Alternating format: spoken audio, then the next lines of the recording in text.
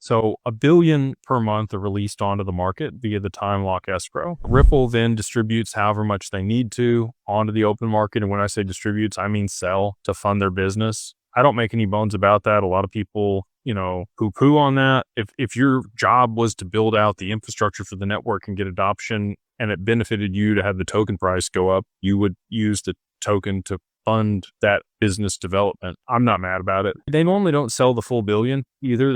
This year, it's been about 300 million per month that they put out onto the market, and they've re-escrowed about 700 million out of each one of those billion XRP releases. So, again, they could liquidate up to $1 billion onto the market per month. It's the first of the month when that comes out. They could also do none of it. They could also just re-escrow the whole thing if they wanted to cause a supply shock. So anyway, with the amount that's out there, let's do a little math here and think about how much value is transferred globally. You got 5 trillion a day for Swift. You got about $5 or $6 trillion a day on the back end of the stock market. You got another $5 or $6 trillion a day in FX markets. That doesn't count commodities. That doesn't count real estate. That doesn't count insurance. It doesn't count derivatives. And then all of the other economic activity for value transfer. So we'll just call it roughly derivatives and everything, $100 trillion a day that needs to be settled. You need a lot of a token out there in circulation to be able to, even at a decently high price, to be able to settle all of that money and value between counterparties. So the people out there that are telling you there's